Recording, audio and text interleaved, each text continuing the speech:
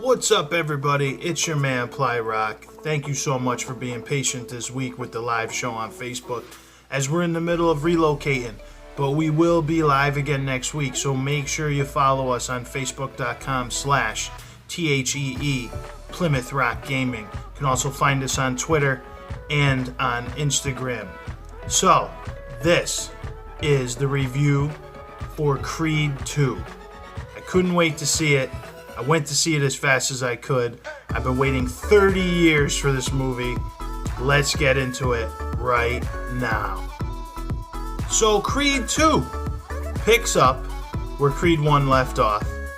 Adonis is on top of the world, finally gets his shot at the heavyweight championship in the beginning of the movie. Everything seems to be going good. His life's in the right direction. His relationship with Rocky is great. And there's always been that lingering problem of the Dragos, and here they come. And boy, do they come. So Adonis gets challenged by Victor, the son of Ivan, which, this is a Rocky movie, so there's no surprises here. They end up clashing. So if that's a spoiler to you, then I'm sorry. Go see Wreck-It Ralph 2. So anyway, let's talk about first the performances of Michael B. Jordan, Sylvester Stallone, Tessa Thompson is back, Dolph Lundgren is back, and then Big Nasty, who I'm never going to be able to pronounce his last name, but the guy who plays Victor Drago, who's about 9,000 pounds of muscle. Dude's awesome. Start with Michael B. Jordan. He owns the role now. He knows what he's doing. He's such a great actor. He reminds me a lot of Denzel Washington when he was younger. Like, he has that much talent. These guys are on the same level. Brilliant actors. Michael B. Jordan can emote so well. He pulls you right in. The way he interacts with Tessa Thompson in this movie, their relationship feels so real. Not scripted at all, which is amazing. It's a testament to both of them at how great they are at building this relationship. It is comparable to Rocky and Adrian. Like, they are that good together. And their acting is brilliant. Michael B. Jordan looks to put on a ton of muscle for the second half of this movie. He's huge. He's not as big as Big Nasty, but he's huge. So he's in fantastic shape. I know he went through hell to look like that, so kudos to him for that. That was amazing. And Dolph Lundgren was kind of the surprise in this movie. Like in Rocky 4, he had like 4 lines. I must break you. If he dies, he dies. You're dead. And, that was pretty much it. Oh, Yasibya. I fight for me. And then he's kind of a robot until the very end of Rocky 4 when they gave him a tiny, tiny sprinkle of personality. But in this movie, and I kind of almost wish they gave us more of the Dragos, Ivan and Victor have a real, legitimate, sad backstory. I mean, essentially he loses to Rocky in Rocky 4, his country and his family, and everybody throws him away like he was a piece of meat. He's done. You're out of here. He's destitute. He has to leave Russia with his son. And that's kind of where they start. So Ivan's mindset in the beginning of the movie is, Balboa ruined my life. And the only way I'm ever going to get back at Balboa is to destroy Creed. So that's kind of where the villain, if you want to call them villains, is set up, their trajectory in this movie. And it's actually brilliant. And it has a wonderful... it's not as predictable as you think story arc. So very good. Dolph Lundgren is amazing as Ivan Drago this time around. He's very nuanced.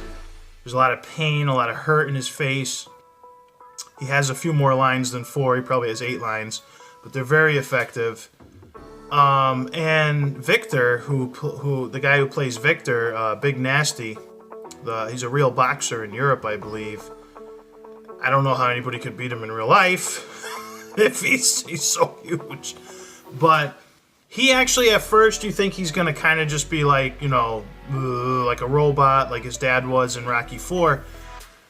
But he actually, you can start to feel his pain too. So kudos to him. Never been in a movie before. His emotion comes out too. and I don't want to spoil too much. I don't want to spoil the movie because you need to go see it. But it, very, put it this way, if you're a dude and you got that man cry once in a while, like I had a little bit of a man cry when I beat Red Dead 2, a little bit of a man cry, you know, Independence Day when the president is giving that speech. You bring some tissues for this one. There's a lot of father-son relationship stuff in there. Very powerful.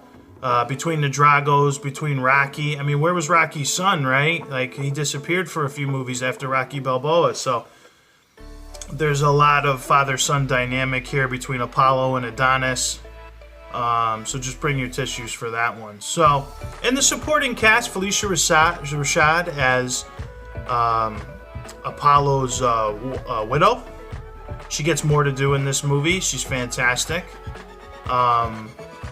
Very powerful. They don't really... It's crazy. Like, they took Rocky IV, which is my favorite guilty pleasure of all time. It's my favorite movie. But I fully recognize it's not, you know, the greatest made movie of all time. But they took Rocky IV and they made it real. Like, they took the campiness out of it. They recognized the history of it. A big part of this movie in the beginning is Rock's guilt for not throwing in the towel. In Rocky IV, he doesn't throw in the towel. Duke's screaming at him, throw in the damn towel. He doesn't throw in the towel. We know how that works. Rock goes to get his revenge. Rock doesn't want Adonis fighting Victor. He's afraid for him to fight Victor. So they took kind of all the main story beats out of Rocky IV, like the quick snippets. And there's no hearts and fire in this movie, though. That sucks. But that's okay. We'll forgive them. But they took the main snippets, and they shot it right into this movie and kind of left, like, Paulie's Robot. I don't know if everybody remembers Paulie's Robot. That was corny. They took kind of all the corniness and the campiness, left it, but they took the few elements they needed, just enough to make me happy, which was nice, because I'm the Rocky nut. And then they did it in such a respectful way that it works as a true sequel to Rocky IV.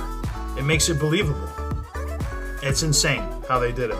So they did a fantastic job. I can't spoil too much in the movie. I mean, it's pretty formulaic. I mean, it is a Rocky movie. It actually, you know, I'm just going to say this.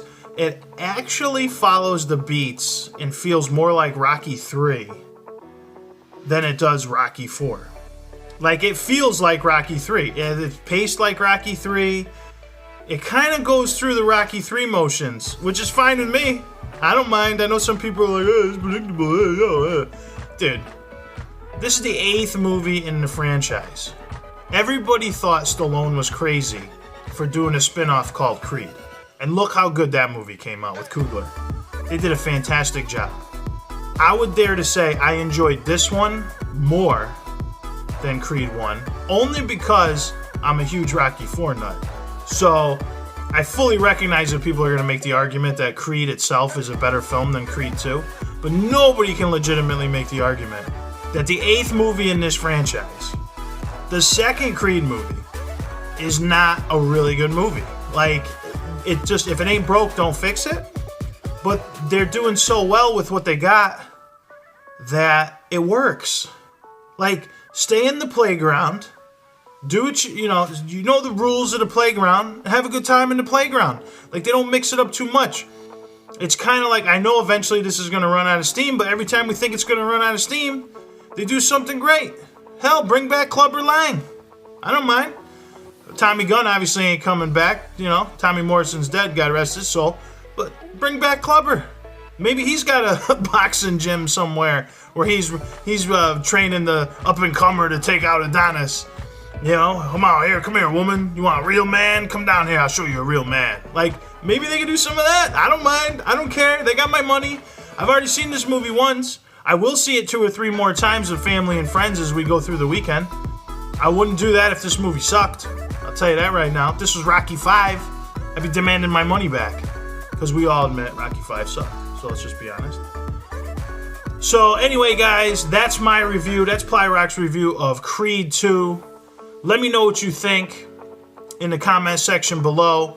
Keep the spoilers to a minimum. We'll talk about spoilers in a few days. We'll let people go see this movie. And then we'll talk about all the things that happened, because we got to talk about what happened. I just can't talk about what happened right now.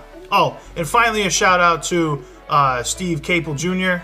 This is his first movie. And to do the job that he did in this movie, being his first full-length feature film, that dude's got a future. He did a beautiful job with this movie. You can tell Stallone jumped in and wrote some of the script, but I don't mind. I don't mind Stallone's writing. I don't mind being clubbed over the head sometimes with some truth bombs or life lessons. So, shout out to Steve. Shout out to Stallone, too. I mean, obviously he could do Rocky Balboa in a sleepwalk now, but he's fantastic. He should have won an Oscar in Creed. He doesn't get as much to do in this movie. This is more Adonis's movie. But let me know what you guys think in the comment section below on Facebook. Make sure you hit that like button on this page. We'll be back for the live video game show this week. I'm working on the podcast this weekend, so make sure you find it on Spotify, iTunes, or Google Play. Just look up PlyRock Nation. Doing a nice podcast today with co-host. Be editing that, throw that up this weekend. And then hopefully we get back to our regular stuff next week when I get into our new home. So, I love you guys. Hope you had a fantastic Thanksgiving. I'm out. I'm going to go play some Red Dead single player because I got a lot still to do, even though I beat the main story. And make sure you go see Creed 2. Let me know what you think. I'm out. Peace.